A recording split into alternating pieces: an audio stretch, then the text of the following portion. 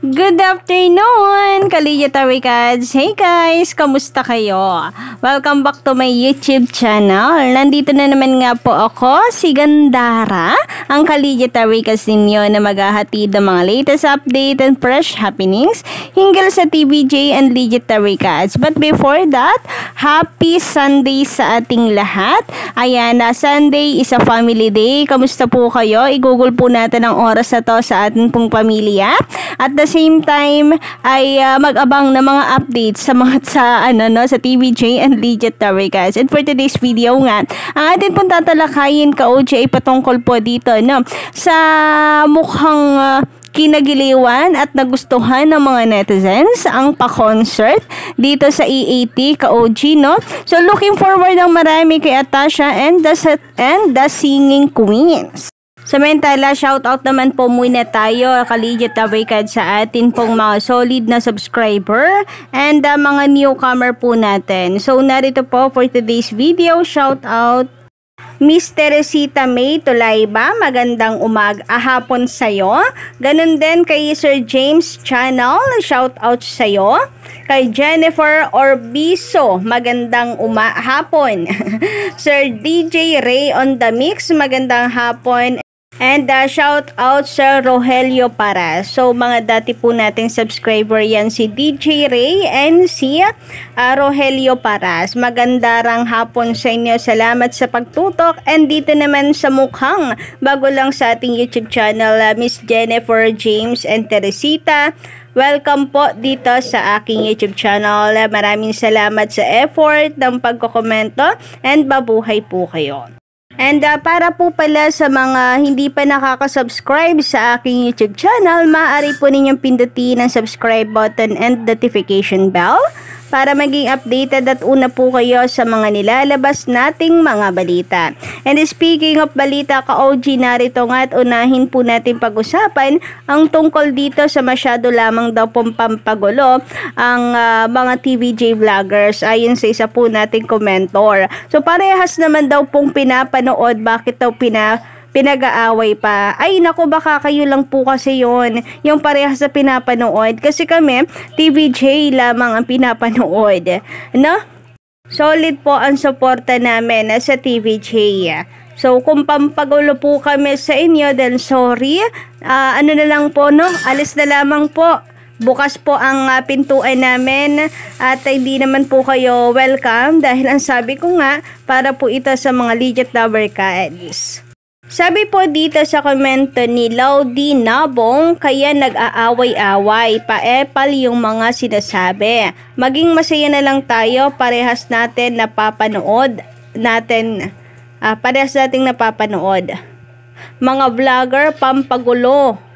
Hindi tama mga sinasabi para lang lumaki ang viewers. Walang pakialam, mag-away-away. So, pinag-aaway po ba sino? Ang Tape Bulaga fans and TVJ fans, talagang nagsasalpukan po ang mga panatiko.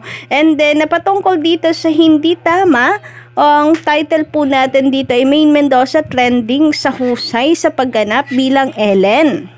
Ano po fake news doon? Wala naman atang fake news po ron ka-OG, About naman sa komento, hindi po natin may iwasan yung komento ng ating mga subscriber about sa kailan kaya gigising or kailan kaya mauuntog ang mga fan nitong Tape Bulaga, para malaman nila na hindi totoo na napapataob na nila ang EAT.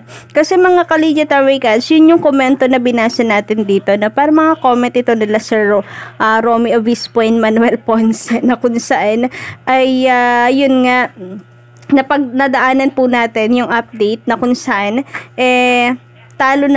natatalo na raw and congratulations dito sa Itbulaga Tape dahil natataob na nila ang EAT. So, syempre, pagtatanggol po ng legit Recads supporters ng TVJ. Paano ba naman kasing mapapataob nila ang TVJ? Kung online views pa lamang po, nilalangaw sila. So, hindi po natin may iwasan yung mga ganong komento kasi yun po yung totoo. Sige nga po, maglapag po kayo ng mga viewers, live viewers ng kabila na nahigitan nila yung 100,000 na viewers, live viewers ng TVJ sa YouTube, combined views. Totoo naman po kasi yon. So wala po doong pampagulo at wala po doong mali. Sabi po ninyo ay pinag-aaway-away. Sino po ba kasing nauna? Sila naman po ay nagsabi na tinatalo na ng Itbulaga tape nila Yormes ang TVJ. So, syempre, dedepensa po. Sila yung attacker eh. Then, dedepensa po ang mga legendary cards. At ilalapag yung totoo na nangunguna online ang TVJ. Pati po sa TV ratings nangunguna rin. And ilang beses lang po bang nanalo ang Tape Bulaga? 4 na beses? Enough na po ba yun para sa 44 years ng TVJ? Samantala, pag-usapan naman po natin ka-OG ang patungkol po dito na sa diskarte ng TVJ. Grabe nga yun. So, hindi po agad nila pinalabas si Atasha para nga daw po isipin, Kaligya Tower Cards, na siya ang gaganap din na bilang Ellen. Pero, ayun nga, nagulat tayong lahat kay Maine Mendoza. Well, marami na pong nakahula na si Maine Mendoza ito. Pero kung papaano po niya ginampanan itong si Ellen ka-OG, nakakamangha, nakakagulat talaga. Boses pa lamang in character na itong si Mengay. And hindi mo siya makikilala as Maine Mendoza. So habang nandun po siya, Ellen na Ellen, hindi mo iisiping siya si Maine Mendoza talaga ka-OG. So kahit po matagal ng fan itong si Maine Mendoza, talagang hindi pa rin po maiwasan na mamangha pa rin dito sa talento ni Maine Mendoza. And thumbs up po ha mga ka-legit record sa TVJ sa diskarte po nila para paikutin yung mga manonood. Like eto nga si Atasha, hindi agad pinalabas para mag-isip ang mga tao. Sabi nga dito yung hindi muna nilabas si Atasha para isipin ng iba na siya ang gaganap na Ellen. Ang galing talaga. #legit daw guys. So kahit po mga simpleng appreciation sa mga ganitong maliit na detalye ay nakakamangha at ang sarap po na i-appreciate lang ang bawat ginagawa ng TVJ para pasayahin po tayo. Samantala, pag-usapan naman natin ngayon, Kaligya Records, itong pa-concert, no, ka-OG. So, looking forward po ang marami pong netizen sa mga ganitong eksena sa EAT with Karen and the Singing Queen. So, sabi nga po rito, ang ganda ng EAT ngayon, may pa-concert, love it. At saka sana every Saturday may kantahan sa Singing Queen at ni Karen. #legit Records. So mukhang masaya to mga ka-legit Records, no? So ready na po ba kayo? Kasi talagang maganda po ito ka-OG and talagang makakahatak ka rin ng viewers talaga kapag kami ganito po parate ang EAT.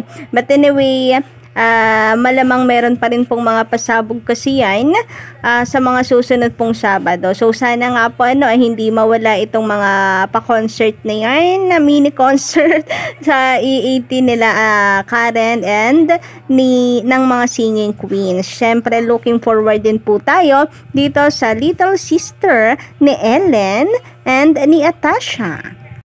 Sabi naman po dito ni Miss Jean De Hocus, magandang hapon. Alam naman nila kapag nag-guest ka sa Tape Inc. Bulagta ng fake bulaga ng GMA Network, GMA7 Network, sigurado na lalangawin ka kahit gaano ka pa kasikat.